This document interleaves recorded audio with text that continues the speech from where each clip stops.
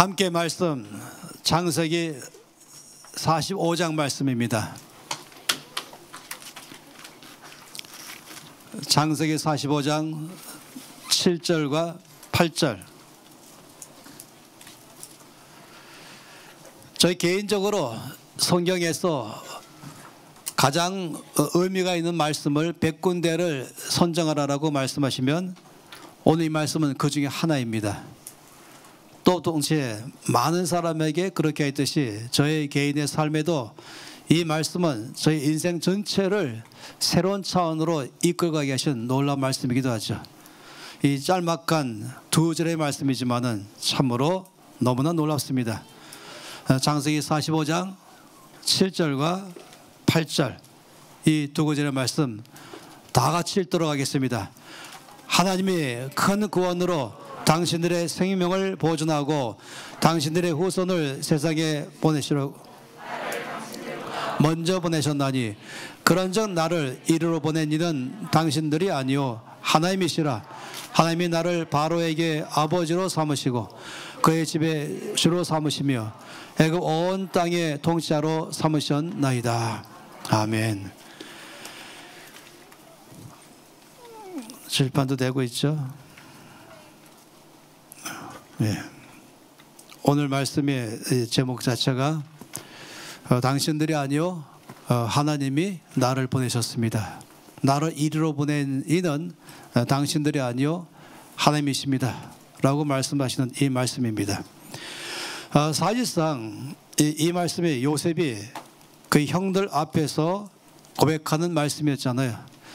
요셉이 이 말씀을 형들 앞에서 말할 때가 37세였습니다.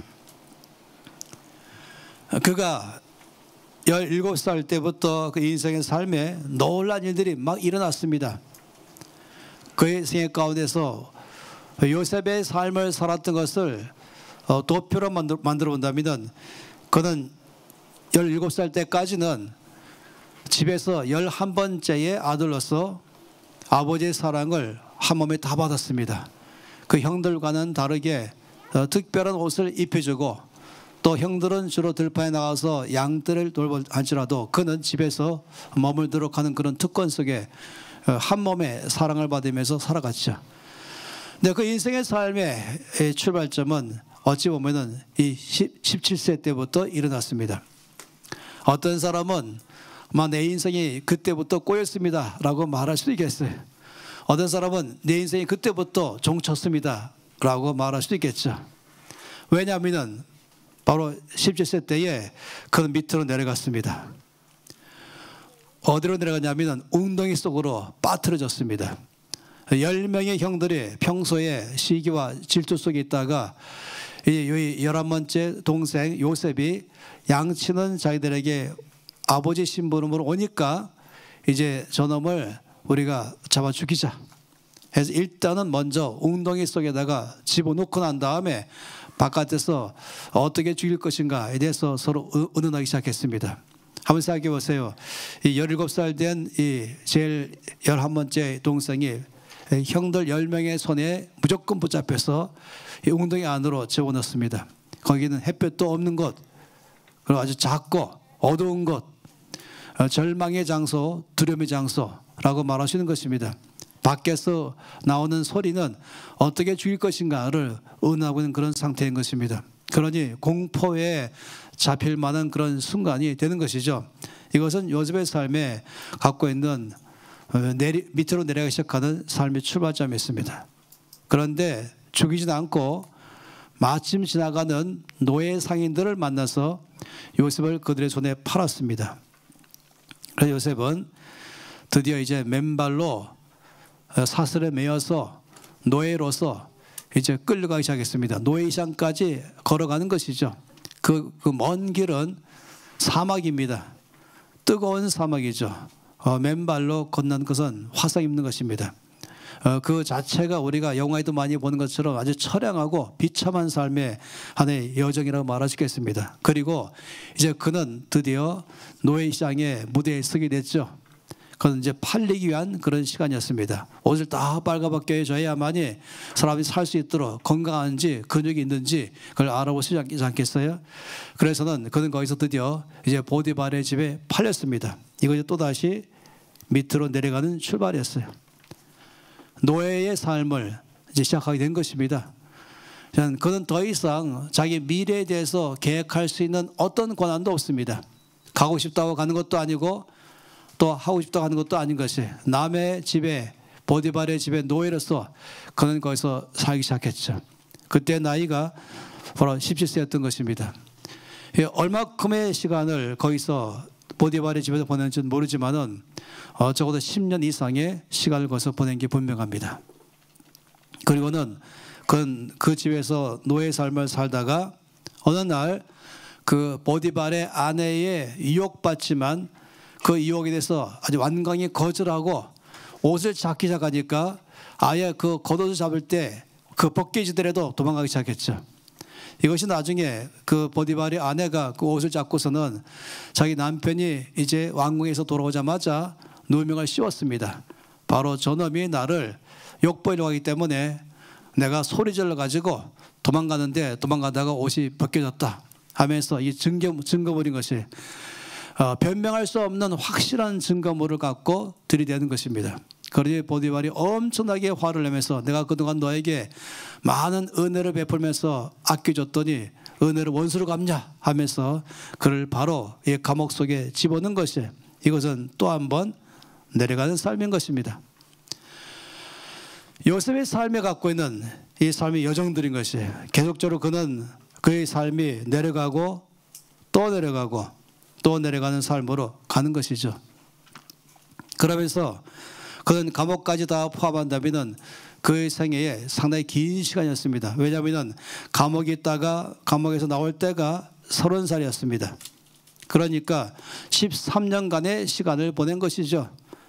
30살 됐을 때 그 인생의 삶이 바뀌어버린 것입니다. 우리가 다 아는 것처럼 그때 그는 바로에게 발탁돼서 당시에 세계 최강의 국가인 이 이집트 왕국의 왕 다음의 자리에 들어갔습니다. 총리가 됐다고 말할 수 있겠죠.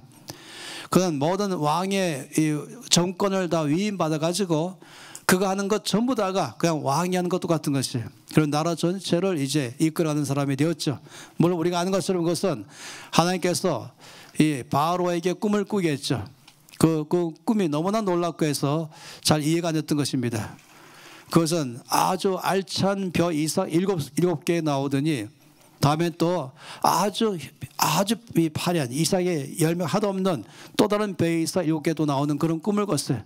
또 연속 꿈을 꾼 것은 아주 살찐 소 7마리 있더니 다음에는 아주 바짝 말라있는 또 다른 소 7마리가 또 나오더니 이전에 했던 이 살찐 소들을 몽땅 다 잡아먹어버린 것이었습니다. 이런 이상한 두 가지 꿈을 연속으로 꾸고는 이 바로는 이 꿈을 누가 해결할 것인가 해서 찾기 시작했죠. 그러다 마침 요셉이 감옥에 있을 때에 왕에게 의해서 여러 가지 면에서 왕을 화나게 해서 그 감옥에 와서 갇혀있던 한 신하, 두 신하였지만은 사실은 그 두 신하가 어느 날 동시에 또 두 사람이 꿈을 꿨어요. 그리고 그 꿈을 마침 거기 있던 요셉이 그 꿈을 해몽해 줬죠. 그 꿈의 내용이 한 사람의 꿈은 이 당시는 3일 후에 바로의 생일잔치 때 죽게 될 것입니다. 또 다른 사람은 당신의 꿈은 3일 후에 바로의 생일 때 당신은 복권될 것입니다 라고 말해 줬습니다. 그리고 이 요셉이 꿈을 해몽한 대로 3일 후에 이 두 신하는 정반대의 삶을 가게 된 것이죠. 그렇기 때문에 이제 이 바로가 꿈을 꾸고 이 꿈에 대해서 도대체 알 길 없어서 사방에다가 모든 애굽의 박사들을 불러서 물어봤지만 아무도 그 내용을 말하지 못하니까 그때 가서 이 신하가 감옥에서의 요셉이 기억난 것입니다. 그래서 왕에게 이 왕의 꿈을 잘 해몽할 사람 한 명을 내가 알고 있습니다. 그러니 왕이 얼마나 마음이 다급하겠어요. 그러니까 빨리 그를 데려오라. 그래서 이제 감옥에 갇혀 있는 요셉을 빨리 왕궁에 왕 앞으로 데려왔죠. 당연히 머리를 깎고 수염을 다시 전체를 정돈하고 그리고 모욕하고 그리고 깨끗한 옷을 입고 그리고 왕 앞으로 왔습니다. 그리고 이제 이 바로가 요셉에게 자기가 꿨던 꿈을 얘기하기 시작하니까 요셉이 바로 이 내용이 뭔지 알았죠. 물론 요셉은 이렇게 말했습니다. 바로가 이렇게 말했죠. 내가 들으니까 너는 꿈을 잘 해몽한다고 하더라 라고 말했어요. 근데 요셉이 말하기를 아니요, 제가 똑똑해서 잘 해몽하는 것이 아니라 하나님이 저에게 그것을 깨닫게 할 수 있는 지혜와 재능을 줬기 때문에 내가 아는 것입니다. 명확하게 그는 하나님이 하셨다고 말한 것이. 다니엘도 마찬가지죠. 느부갓네살 왕 앞에서 말할 때도 내가 똑똑해서 이 당신의 꿈 내용을 알고 해몽한 것이 아니라 하나님께서 나에게 알게 하심으로 이것을 당신한테 왕한테 알립니다라고 말했던 것이. 두 사람 다 참으로 겸손하고 또 하나님의 능력을 의지할 줄 아는 사람이죠. 어쨌든 그 내용은 무엇입니까? 앞으로 7년간 대풍년이 오게 될 것이다. 이때까지 어떤 때보다 큰 풍년이 이 7년간 오게 될 것이다 라고 하는 것이에요. 그리고 나서는 7년 후부터는 다음 7년 동안은 어마어마한 흉년들 것이다. 너무 흉년이 커가지고 7년간 풍년을 다 탕진하게 되고 나라는 다 망할 거라고 말한 것입니다. 그것이 꿈 내용, 그거라는 것이에요. 7년간의 대풍년, 또 이어서 7년간의 어마어마한 대흉년, 그 흉년 때문에 풍년까지 다 갉아먹어서 결국 나라가 망할 것이다 하는 내용인 것이에요.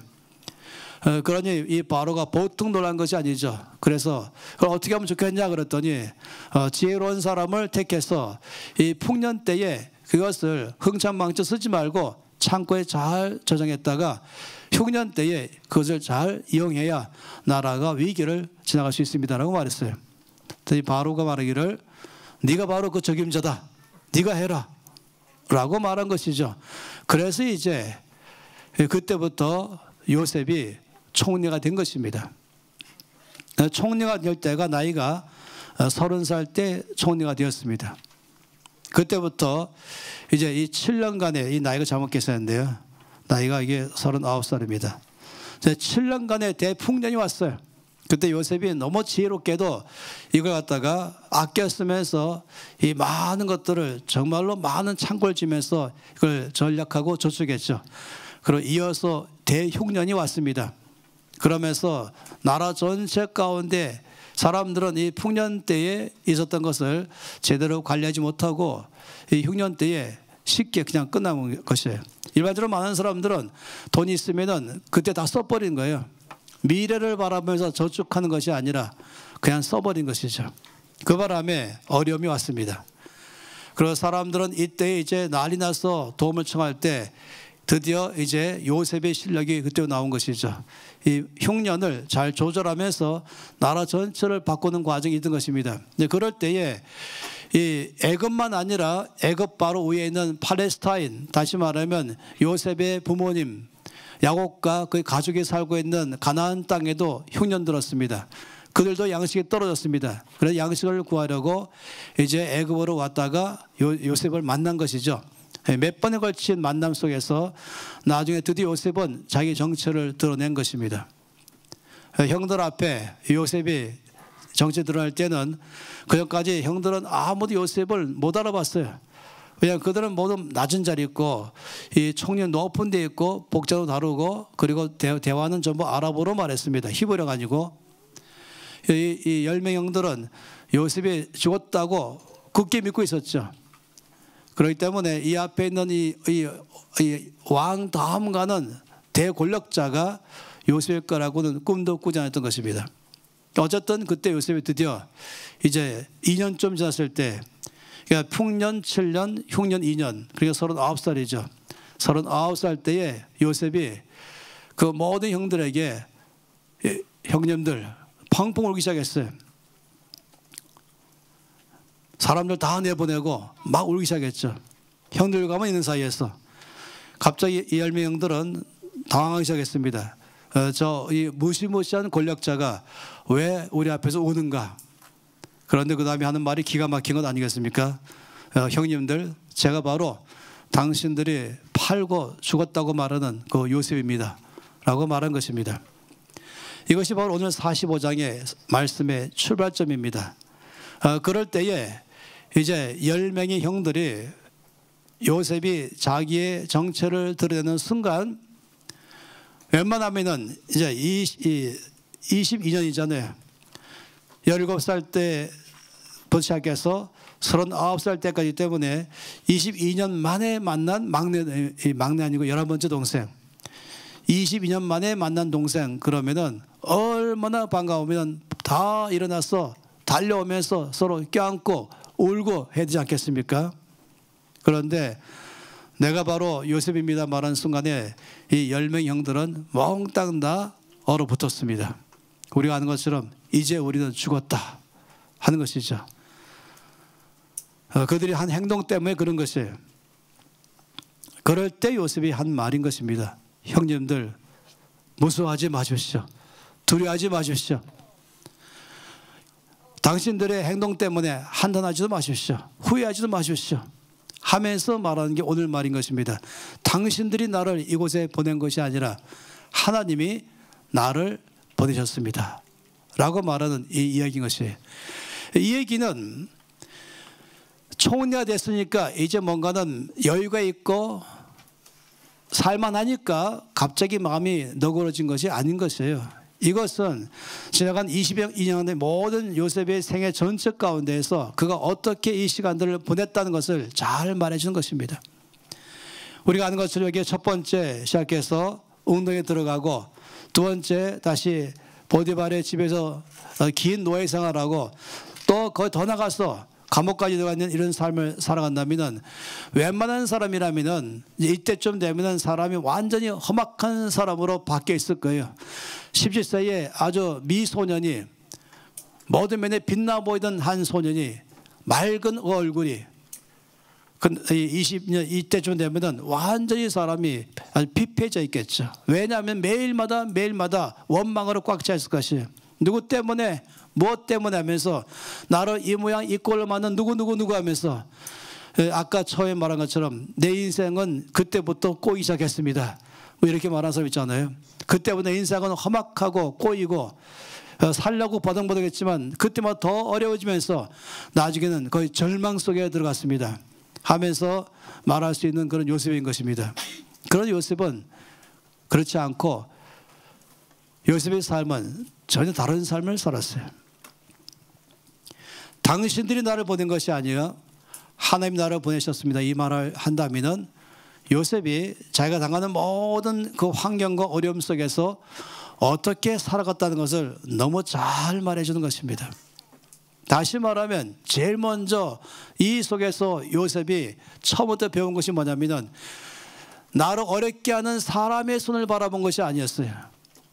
사람의 손을 넘어서서 나를 붙드시고 도우시는 하나님의 손을 바라본 것이 바로 요셉의 삶의 출발입니다. 많은 사람들은 어떤 사람들은 나를 어렵게 만드는 사람만 바라볼 때가 있습니다. 내가 어려움 가운데 있는 환경만 바라볼 때가 있습니다. 또 나의 삶에 정말로 꼬이게 할 수 있는 어떤 사건을 갖다 보는 것이 그 사건만 없었더라면 나 이렇게 사람이 망가지지 않았을 것이다. 저 사건이 나를 망쳤다. 저 사람이 내 인생을 망쳤다. 저 환경 때문에 내가 이렇게 됐다. 어떤 사람은 그것이 부모일 수도 있고 어떤 그 사람은 결혼 생활일 수도 있겠고 어떤 사람은 그것이 형제일 수도 있겠고 어떤 사람은 그 사람은 또 친구일 수도 있을 것이에요. 직장 다니는 사람이라면 직장 안에서 자기의 상사나 자기 동료나 아니면 자기의 직원 부하 때문일 수도 있겠고 또 어떤 사람은 군대 가서 또 여러 면에서 학교에서 또 마찬가지고 인생을 살아가면서 바로 요셉이 당했던 이 똑같은 비슷한 일들을 당할 만한 일들이 우리의 삶에는 도처에 다 있는 것입니다. 여기까지 오면서 정말로 이 요셉이 삶에 살았던 이 도표를 보면서 나의 인생의 삶의 도표와 비슷하다라고 말할 수 있지 않겠습니까? 그럴 때 어떻게 반응하면 살 것인가?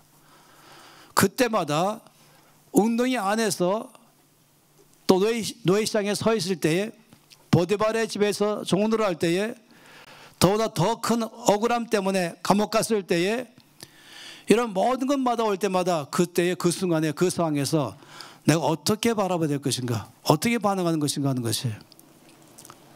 사실 하나님은 요셉의 삶에 처음부터 높은 자원의 삶으로 살도록 계획을 세웠지요. 꿈을 꾸게 했죠. 그 형들이 그 앞에 와서 절한다는 것까지 다 미리 꾸게 했어요. 하나님은 요셉을 높이기로 이미 처음부터 계획을 세웠어요. 이 17세 때에 이미 30살 때부터 일어난 사건을 주께서 미리 말씀하셨죠. 그렇지만 그것은 우리가 아는 것처럼 그런 식이 아닌 것입니다. 좋은 학교를 가고 좋은 부모 밑에서 좋은 형제 가운데서 좋은 사람 많이 만나면서 천사들 주로 만나면서 뛰어난 공부하면서 인류 대학 가게 하고 유학 가게 하면서 세계 최고의 대학을 지나가면서 그런 엘리트 과정을 밟아가면서 그런 삶을 살게 할 수 있겠지만은 그런 삶을 살게 하는 것은 사실상 많지 않은 것입니다. 요셉처럼 말입니다. 많은 사람들은 인생의 삶에서 역경이 만나기 시작하는 것이에요. 나를 갖다 웅덩이에 집어넣은 사람들 말한 것입니다. 나의 원수가 아니고 나의 형제들인 것이에요. 나를 노예의 생활 속으로 밀어넣기도 하는 것이죠. 억울하게 누명을 씌워서 정말로 말 제대로 못할 수 있도록 아주 절망 속으로 몰아갈 수 있는 것이죠. 우리 삶의 골목골목마다 그런 사람들을 만나게 되고 그런 사건들을 경험하게 되고 또 그런 환경 가운데 거하는 것입니다. 이럴 때에 하나님께서 요셉을 높은 위치 속에 올리기 위해서는 적어도 실력자가 되어야 되는 것입니다. 요셉의 삶을 볼 때마다 저는 하나님께 쓰임받는 모든 사람에 대한 요소를 다 보는 것이, 하나님께 쓰임받으려면 요셉과 똑같은 과정을 지나가야 된다는 것입니다. 그 과정 속에서 요셉처럼 거기서부터 쓰임받기 위한 준비를, 훈련을 거기서 해야만 하는 것입니다. 웅덩이 안에서부터 시작해서 요셉이 철저하게 배운 첫 번째는 하나님의 주권적 역사인 것입니다. 하나님께서 항상 어떤 상황 속에도 나와 함께 계신다. 이것을 믿어야만 되는 것입니다. 형들만 보이고 하나님 안 보이는 것이 아니라, 웅덩이만 보이고 하나님 안 보이는 것이 아니라 그 상황 속에도 하나님은 나와 함께 계신다. 이 상황 가운데 주께서 반드시 합력하여서 선을 이룰 것이다. 이거를 철저하게 믿는 믿음밖에 없는 것입니다. 주님은 그런 사람 통해서 일하시는 것이에요. 주께 쓰임받는 사람들은 좋은 대학 나온 사람 쓰는 것이 아니라니까요. 똑똑한 사람 쓰는 것이 아닌 것이에요. 훌륭한 부모만 있다고 꼭 잘 쓰임받는 것이 아닌 것이에요. 주께 쓰임받는 사람들은 내 앞에 있는 모든 상황들 전체를 어떤 시각으로 바라보느냐, 어떻게 해석할 수 있느냐, 그 속에서 사람만 보이는 것인지, 나를 괴롭게 하는 사람, 나를 어렵게 하는 환경들, 내 삶을 아주 어렵게 하는 어떤 사건들만 바라볼 것인지, 아니면 그 속에서 하나님의 손이 보이는지, 하나님의 역사하시게 보이는지, 그 속에서 주께서 나에게 용서하라고 하는 것, 용서를 배우게 하시고, 거기서 시작해서 겸손을 배우게 하시고, 자기 자신을 포기할 줄 아는 법을 배우게 하시고, 십자가에서 깨어지는 법을 배우게 하시고, 거기서 전적으로 주를 의지하는 법만 배우게 하시고, 쉬운 게 아닌 것입니다. 그리 쉬운 삶은 아닌 것이에요. 모두가 다 요셉처럼 되지는 못한 것입니다. 그러나 적어도 오늘 밤에 있는 모든 여러분과 저는 요셉같이 돼야만 하는 것입니다. 그래야 주께서 우리를 사용하셔서 기독교 운명 개원을 주도할 사람이 되게 하는 것이에요. 여기 중요한 것은 먼저 좋은 학교가 아니라 이 요셉의 학교 속에 들어가야 되는 것입니다. 웅덩이 학교 들어가는 것이에요. 배반을 당해보고 상처를 받아봐야 되는 것이에요. 그러나 그게 문제가 아니라 거기서부터 용서를 배우고, 거기서부터 감사를 배우고, 거기서 하나님이 이 모든 상황을 다스리시고 내 안에 반드시 선행할 줄을 믿는 것을 배워야 되는 것입니다. 그렇지 않고 원망하고 불평하고 한숨 쉬고 낙심하고 자기의 연민에 빠져 산다면은, 그걸 포기하는 삶을 산다면은, 그러면 이런 삶을 살 수 없어요. 그런 사람 계속해서 나는 꼬이고 또 꼬이고 또 꼬이면서 인생을 망쳤습니다. 누구 때문에 망쳤습니다 할지 모르겠어요. 그러나 하나님께서는 저를 모두가 다 요셉 같은 삶을 쓰임받기를 원하는 것입니다. 주님은 우리 모든 사람들이 다 빛처럼 소금처럼 살기를 원하는 것이에요. 이 땅이 어디 가는지 요셉처럼 하나님의 뜻을 성취하는데 쓰임받기를 바라는 것입니다. 네, 그런 삶을 살려면 내 앞에 닥치는 것, 거기에서 상처받지 마세요. 낙심하지 마세요. 원망하지 마세요. 불평하지 마세요. 저 사람 때문에, 저희 때문에 저것만 아니었더라면, 그런 사고를 가지신다면 주께 쓰임 받지 못할 것입니다. 그런 상황 속에 올 때마다 하나님께서 이 상황 가운데서도 여전히 내 안에 일하신 것을 믿어야만 하는 것입니다. 이 히브리서 11장 6절 말씀은 보통 말씀이 아니죠. 믿음이 없이는 하나님을 기쁘시게 할 수 없다 그랬습니다. 어떤 믿음이 필요합니까? 하나님께서 계신 것을 믿는 믿음, 하나님을 찾는 자들에게는 응답하신다는 것을 믿는 믿음. 그건 에녹의 믿음이었죠. 사방 어디를 봐도 하나님이 계신다면 어째서 이런 일이 일어나고 있는가? 하나님 계신다면 왜 이런 일이 일어나는가라는 것이 한두 개가 아니라 한 발짝 디딜 때마다, 길을 나설 때마다 깔려있는 것이에요. 바로 그것이 에녹 시대였던 것입니다. 모든 게 다 의심될 만한 것이고, 모든 게 다 두려운 것이고, 모든 게 다 불평할 만한 것들로, 원망할 만한 것도 꽉 차 있는 것입니다. 하나님 계신다면은 어째 이런 일이 일어나는 것입니까? 그만큼 세상이 악으로 꽉 차 있는 때였던 것이죠. 그런데 에녹은 거기서 하나님과 300년간 동행하는 삶을 살았습니다. 어떻게? 믿음 때문인 것입니다. 그것을 바라보는 것이 아니라 하나님이 나와 함께 계십니다. 하나님이 이 상황 가운데 역사하십니다. 굳게 믿었던 믿음인 것입니다. 이것이 바로 온 삶을 바꾸게 하는 것이죠.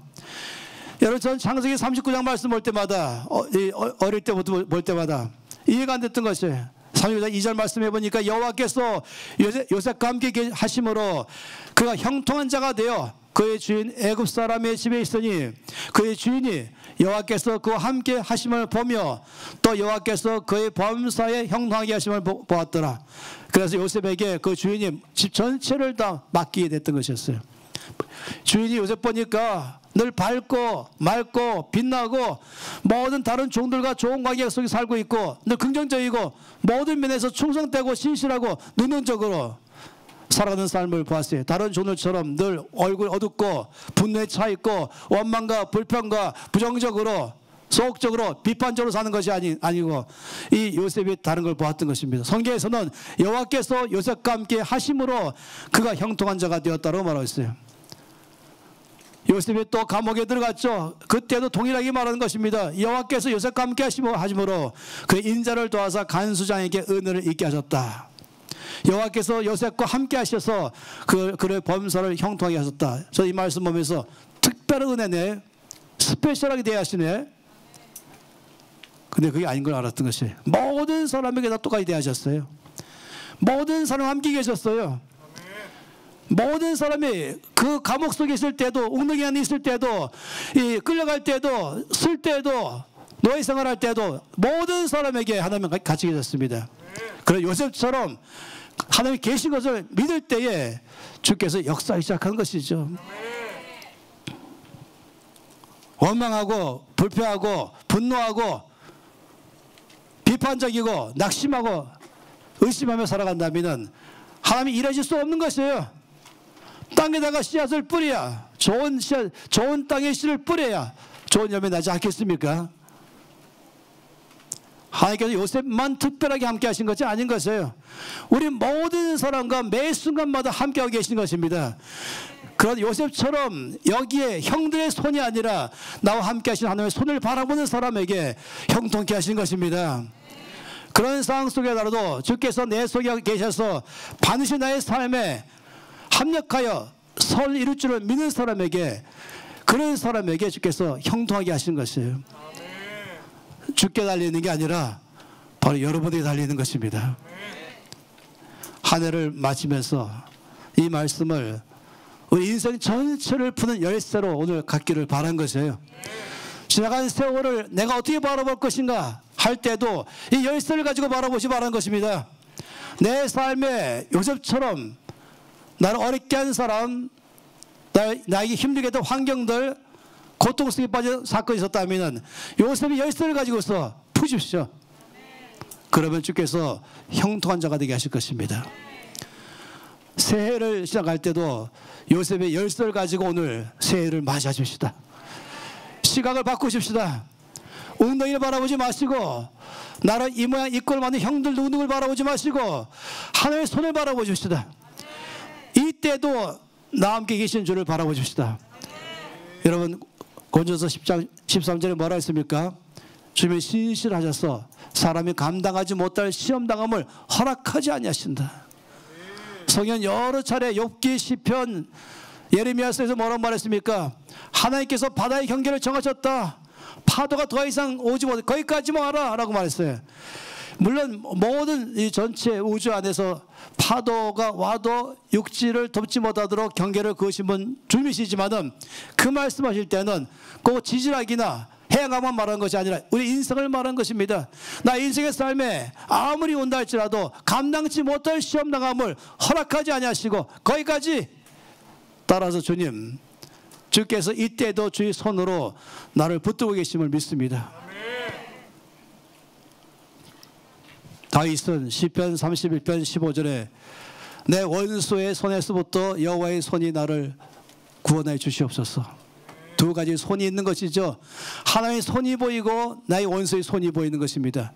많은 사람들은 내 원수의 손, 나를 핍박하는 자의 손만 보이고 계시겠죠. 그래서 다윗은 하나님의 손을 보았습니다. 주의 손이 나를 붙들어 주시옵소서. 할렐루야. 올 한 해 지나간 모든 세월에 대한 것을 푸는 열쇠를 취하십시오. 그리고 오늘부터 또 얼마 후에 시작할 새해를 평생의 삶을 살아가는 이 열쇠를 취하십시오. 그렇다면 주께서 함께 하심을 경험하게 될 것입니다. 그때마다 그것이 형통케 하심을 경험하게 될 것입니다. 열심히 살다가 또 밑으로 빠져내려간다 할지라도 그때라도 끝없이 형통케 하심을 믿으십시오. 그러면 이 도표 한번 다시 보여주세요. 이 도표는 망하는 끝나는 도표가 아니라 내려가지만 바로 거기가 하나님의 역사하는 출발점인 것입니다. 여기가 출발점인 것이에요. 끝나는 게 아닌 것입니다. 할렐루야. 주께서 이 말씀으로 여러분의 인생 전체를 볼 수 있는 눈, 앞으로의 인생을 도울 수 있는 눈을 갖기를 바라는 것입니다. 할렐루야. 우리 하나님은 역전의 명수이십니다. 네, 오늘 이 인생을 열 수 있는 이 열쇠를 우리 목사님을 통해서 주셨잖아, 그죠? 근데 우리 목사님을 통해서 주신 앵글이 있고, 또 다른 앵글을 잠깐 보기를 원합니다. 여러분 정말로 복 받으려면 태도를 바꿔야 되고 생각을 바꿔야 됩니다. 그 중에 하나, 요셉이 보디발 장군 마누라 방을 들어가는 일이 있었는데 아마 뭔가 청소하러 들어갔을 것 같아요. 근데 보디발 장군 마누라가 요셉을 유혹했습니다. 그래서 요셉은 옷을 잡았죠. 요셉이 옷을 벗었잖아요. 이거 벗었어요. 왜? 잡으니까. 그리고 나갔어요. 그래서 이 보디발 장군 마누라에게는 이 요셉의 겉옷이 들려 있었어요. 빼도 박도 못하는 증거입니까? 빼도 박도 못하는 증거로 감옥 갔죠. 요셉은 이랬습니다. 나 아닙니다. 전 그러지 않았어요. 그러나 모든 재판에서 감옥 보냈습니다. 여러분이 그게 있었다면, 현장에 있었다면 빼도 박도 못한 증거 이거 믿으실 거예요? 여러분 보디발 장군 마누라한테 들려져 있는 요셉의 겉옷 증거입니까? 물어보는 거예요. 증거입니까? 근데 이거 증거로 보잖아요. 그리고 뒤에서 흉 보잖아요. 그리고 이거 증거라고 생각하잖아요. 여러분이 정말로 복 받는다면 성경이 왜 이런 말들을 기록하면서 우리한테 가르치는가? 이거 증거 아니에요. 이게 가짜입니다. 이거 모함이에요. 하나님께서. 근데 많은 사람은 이거 다 증거로 들어갑니다. 이게 증거입니다 라고 한다면 요셉이 아무리 저 아니에요, 저 안 그랬단 말이에요 이렇게 해도 안 믿습니다. 왜요? 이것을 빼도 박도 못한 증거로 다 믿어버리기 때문이죠. 여러분 그렇게 사실 거예요? 2021년 2020년 그렇게 많이 살았죠? 아니요. 2022년부터는 바꿔야 됩니다. 이렇게 사시면 네, 안 돼요. 왜 그런지 아시죠? 요셉을 하나님은 역전시키셨습니다. 완전히 그 바닥에서부터 최고의 자리로 올리셨을 때 보디발 장군 마누라 어떻게 됐겠어요? 네, 보디발 장군은 어떻게 됐겠어요? 그 모든 사람들 다 어떻게 됐겠어요? 얼마나 두려워 떨었겠어요? 예, 여러분, 아이들이 아니에요 엄마 라고 얘기할 때 믿어주세요. 아니에요. 네, 누가 뭐 어떻게 했다 해도 아니에요. 아니라니까요. 네, 우리 유진이 클 때 누가 유진이가 누구를 때렸대요. 근데 유진이가 때렸냐니까 엄마 아니에요. 이래서 제가 뭐랬는지 압니까? 유진아 네가 아니면 아니야. 그 아이가 잘못 봤어. 전 적시로 우리 유진이가 아니면 아닙니다. 평생을 그렇게 교육했어요. 그래서 제가 복 못 받는 사람들 쭉 보니까 특징이 있습니다. 네, 이 점검물이 바로 이겁니다 라고 들이댈 때 무변별하게 다 믿는다는 거죠. 이제까지 교제해왔던 인격이 있는데요, 이제까지 교제해왔던 어떤 관계 안에 있는데요, 그런데 이게 증거예요. 이럴 때 흔들리는 사람, 그런 사람들은 돌파가 안 일어납니다. 예, 그게 흔들리는 사람들은 굉장히 광야를 많이 돌아요. 그런데 우리 하나님께서는 역전의 명수이시죠. 그럼 이게 증거예요 이럴 때, 빼도 박도 못할 때 요셉은 어떻게 하는지 압니까? 입 다뭅니다. 왜요? 빼도 박도 못한 증거라고 우기는데 어떻게 알겠어요?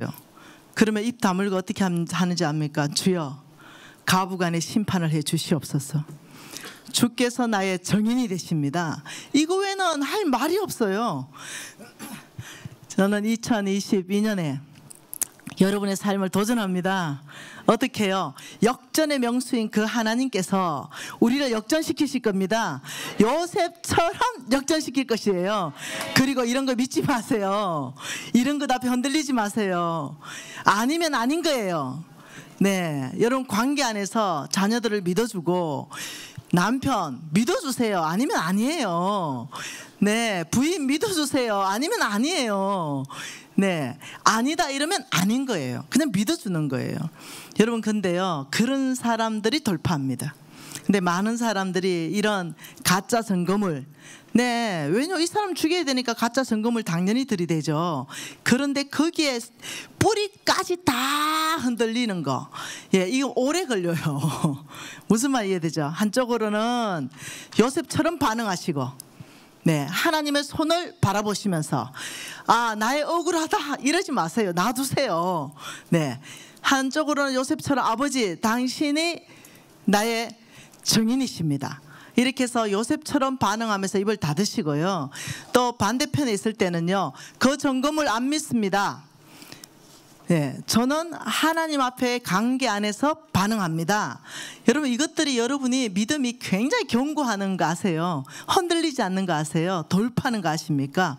여기 이러면 증거다 나타났다면 절로 후루룩 다 몰려가고, 여기에 증거다 이러면 또 일로 후루룩 다 몰려가고. 아유, 저는 작년부터 원래 엄청 고생한 게 이겁니다. 네, NCMN 돈 가지고 저는 1원도 물 한 병 안 먹었습니다. 단 한 병도 안 먹었어요. 그래도 오만 얘기 다 하는데 우르륵 다 딸려갔다가 우르륵 다 딸려갔다 하는 사람들을 제가 봤죠. 예, 이 증거 앞에서요, 이거 가짜 증거 들이대는 이런 것들, 저는 여러분들이 정말 인격이 성숙하기를 정말로 바랍니다. 우리 유비전 교회는 흔들리지 않는 깊은 뿌리가 내려져서 정말 주님 앞에 반응할 때 그게 돌파가 일어나는 거예요. 여러분, 우리 하나님은 역전시킬 것입니다. 이번에 어떤 억울했던 거 다 입 닫고 있었던 사람들 기대하세요. 내년을 기대하세요. 분명히 하나님 보상하십니다. 입을 닫으면 보상이 있습니다. 입을 열면 또 여는 대로 하나님이 갚아줍니다. 쭉 눌러줍니다. 아시죠? 쫙 눌러주는 거. 그래서 성장시켜 주시는 거죠. 아, 여러분, 저는 오늘 목사님 말씀 들으면서 그렇지, 요셉을 역전시키신 바로 그 하나님이 내년은 미진의 해다. 여러분, 저는 내년은 김미진의 해다. 네, 여러분, 내년은 이지영 간사님 당신의 해입니다.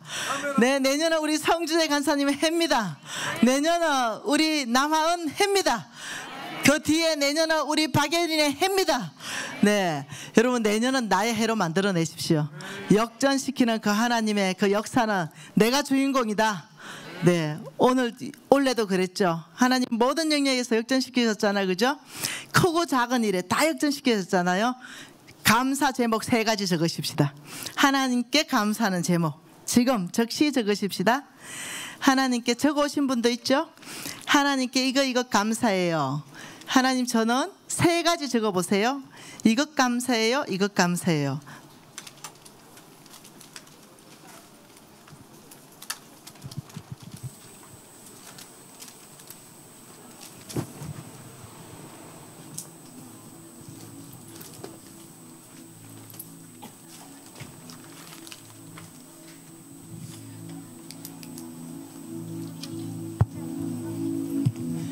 적기 시작하면 한 30가지 나올 거예요.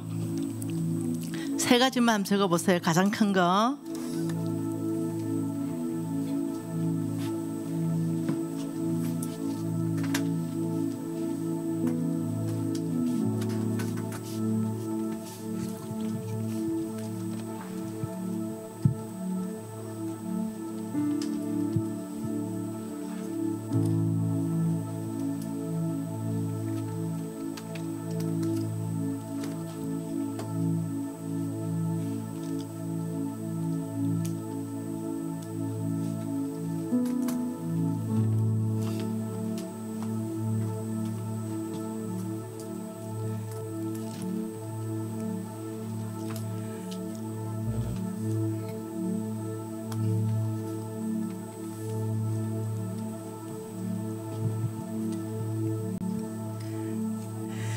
자, 다 적으신 분들은요, 네, 앞뒤로 서로 감사 3가지 나눕니다.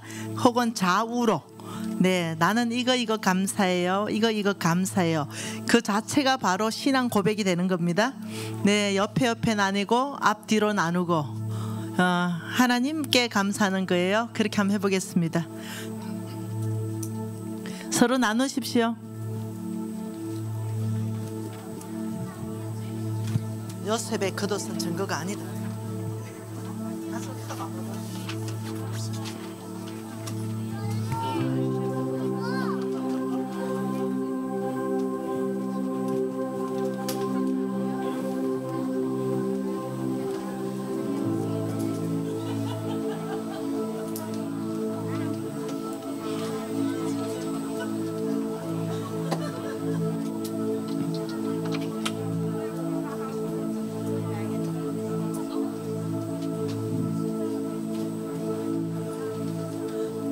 자, 서로 나누십시오.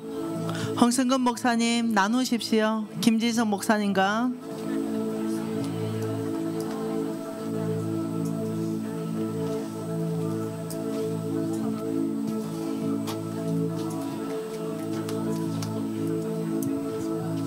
요한아, 이쁜 요한아, 요셉의 겉옷은 증거가 아니다.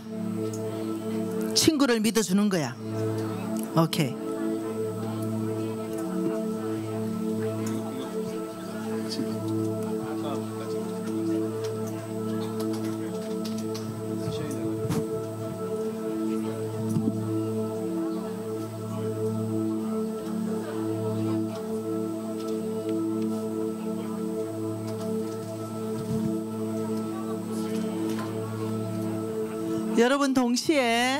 여러분 동시에 자, 내년에 기도 제목 3가지 지금 적습니다. 근데 반드시 이루어집니다. 신중하게 적으세요. 내년에 하나님이 이루어 주실 기도 제목 3가지 이미 여러분 적어 오신 분도 있고요. 적으십시오. 기도 제목은 나누지 않습니다.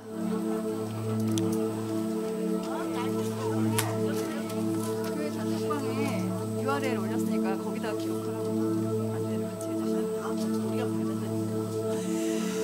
교회 단톡방에 URL 올려져 있는데요. 거기도 기록해 주세요. 우리 또 리더십에서 계속 1년 동안 기도할 것입니다.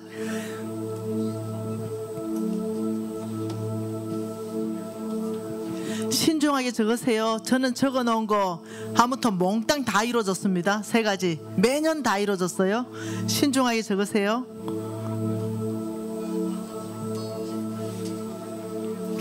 이쁜 현서 아이가 효정아 미안하다. 현서 여기 있구나. 이쁜 효정아, 요셉의 겉옷은 증거가 아니다. 친구 말을 믿어주는 거야. 알았지?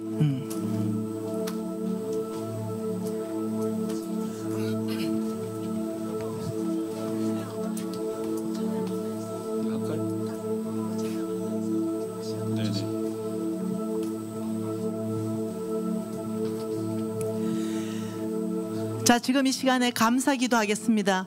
감사기도 3가지 하나하나 부르면서 아버지 이렇게 하셨습니다. 감사합니다. 아버지 이 부분은 저에게 역전시키셨습니다. 아버지 감사합니다. 이 부분은 여러분 감사기도 3가지 먼저 하시고요. 그 다음 내년도 기도에 대해서 아버지 내년도도 제 삶은 역전될 것입니다. 내년도 아버지 이 기도 제목 가운데 주님 응답해 주십시오. 이렇게 또 기도할 겁니다.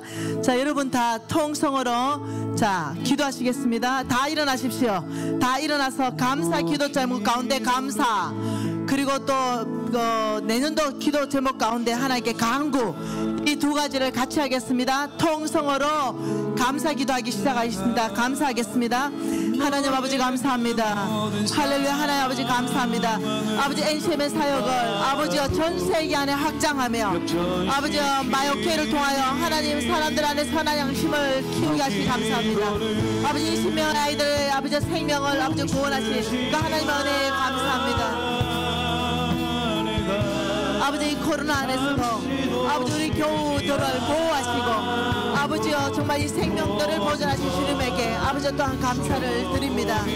하나님 아버지 우리 홍 목사님 강건하게 해주셔서 감사드리고 아버지 우리 유비전 교회 공동체 안에 아버지 주께서 아버지 부흥과 성장이 있게 해주셔서 감사합니다. 아버지 주께서 아버지 이 내년도에 우리 교우들이 기도하는 기도 제목 가운데 들으시고 응답하여 주십니다.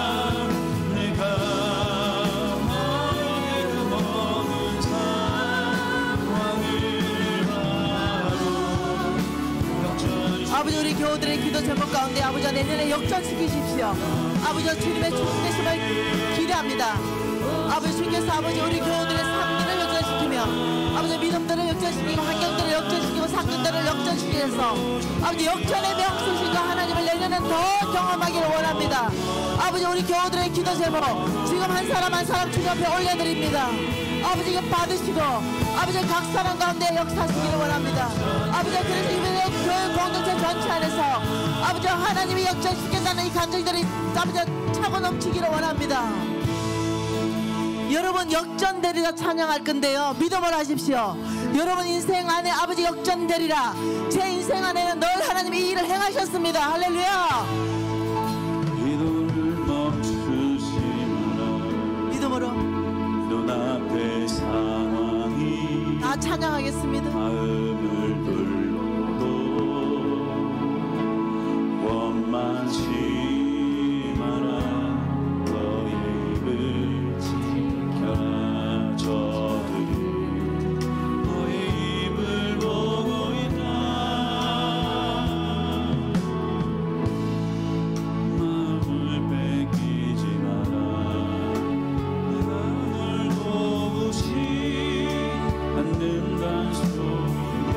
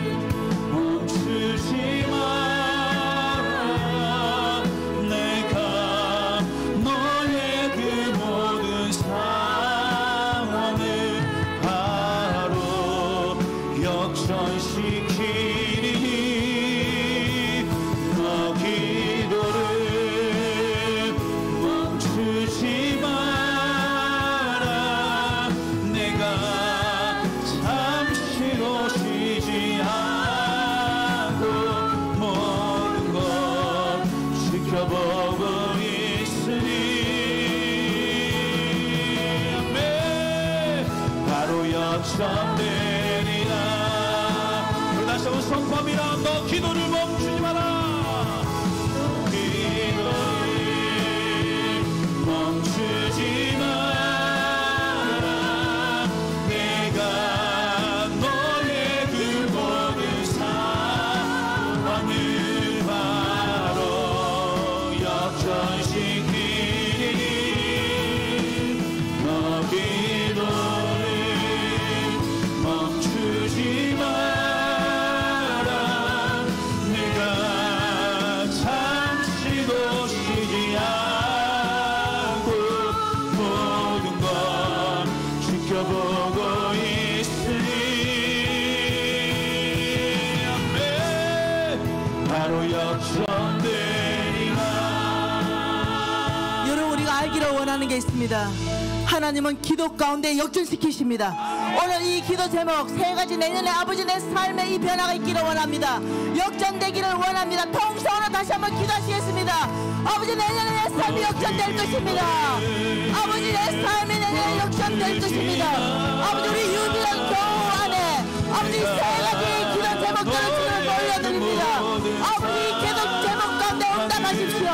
아버지, 병든 몸은 아버지 회복하는 역사를 일으켜 주시며, 아버지 주께서 아버지 각 사람의 기도 제목, 아버지 사업에 아버지 돌파를 해가 아버지 되게 하시고, 아버지 관계들은 아버지 풀어지는 해가 되게 하십시오. 아버지 각 사람의 가정안에 역전되게 하시며, 각 기업체 안에 아버지 역전되게 하십시오. 모든 걸 지켜보고 있으니 바로 역전되리라.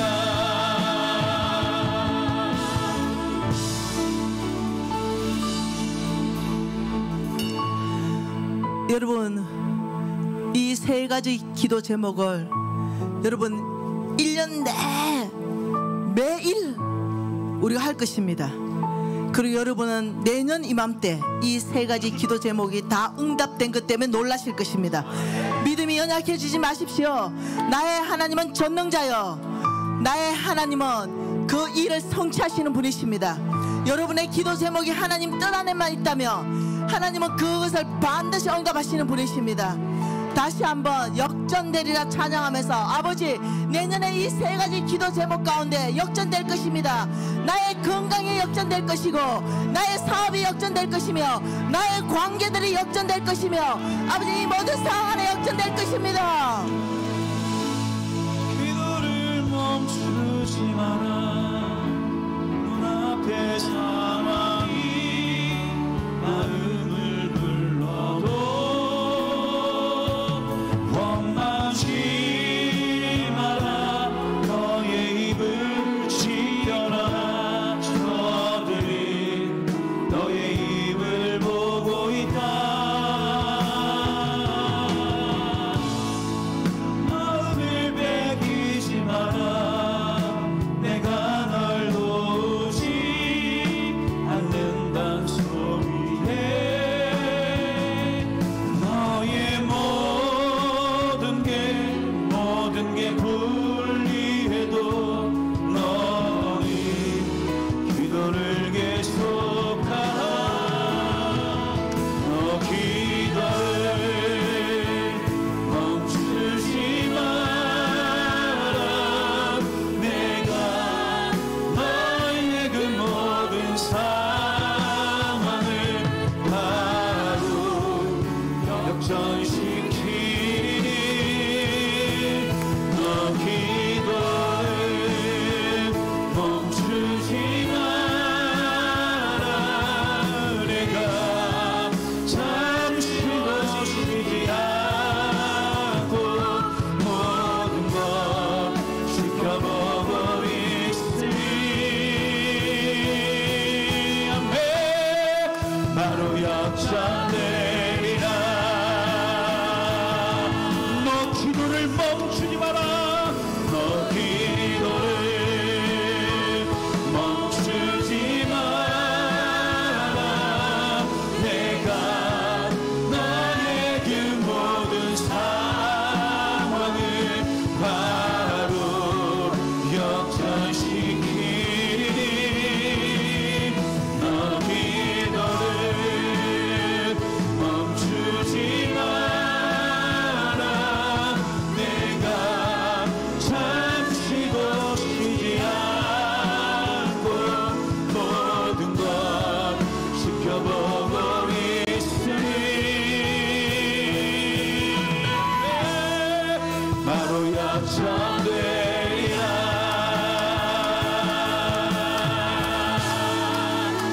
바로 역전되리라.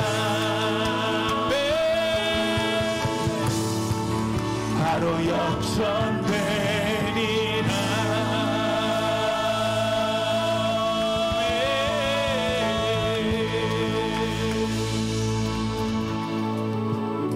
여러분, 새해가 3분 남았습니다. 부모님은 자녀들 머리 위에 손을 얹고 축복하십시오. 그리고 10부터 세리기 시작하겠습니다. 여러분, 부모님들은 자녀들 머리 위에 손을 얹고 축복 기도하기 시작하십시오. 여러분, 부모님들은 자녀들 머리 위에 축복 기도하기 시작합니다. 예, 또 다른 분들은요, 기도 제목 가지고 계속 기도하기 시작합니다. 그리고 10부터 네, 새해를 맞이할 겁니다.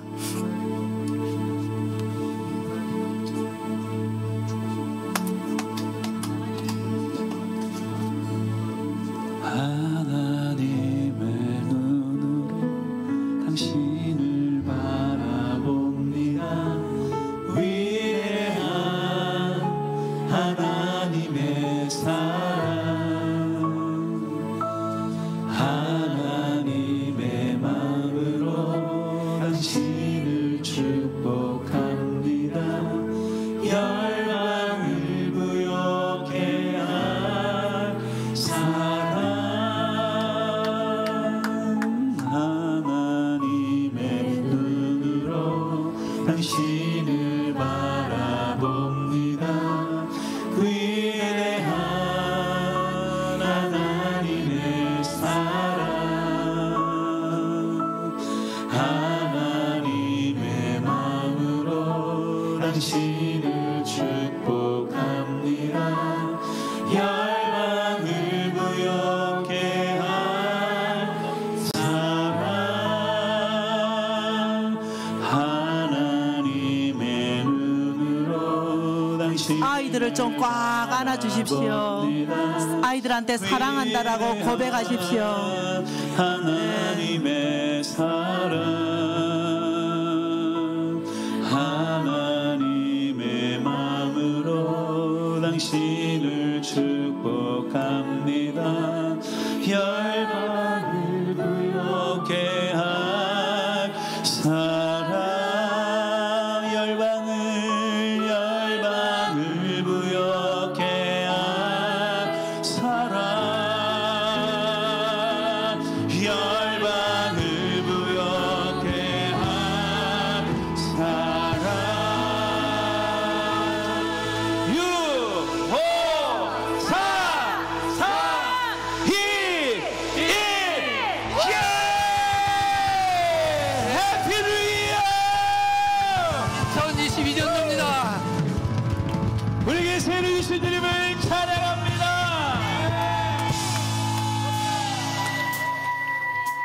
네, 여러분, 우리 2022년도입니다.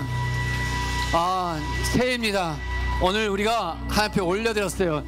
하나님께서 우리에게 복을 내려주실 것입니다. 이 시간에 5분 이상, 좀 우리가 코로나지만 손 박수로 5번 이상 축복하면서 우리 새해 복 많이 받으세요. 우리 인사하겠습니다. 여러분, 새해 복 많이 받으세요. 하나님의 눈으로 축복합니다. 위대한 하나님의 사랑, 하나님의 마음으로 당신을 축복합니다. 열방을 부욕해 할 사랑, 열방을 부욕해 할 사랑,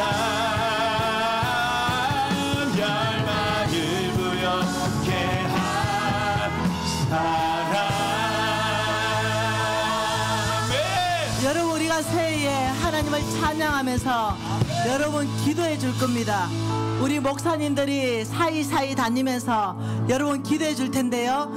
여러분 혹시 넘어질 것 같으면 그 의자에 이렇게 기대시면 되겠습니다. 네네, 각 자리에 앉아서.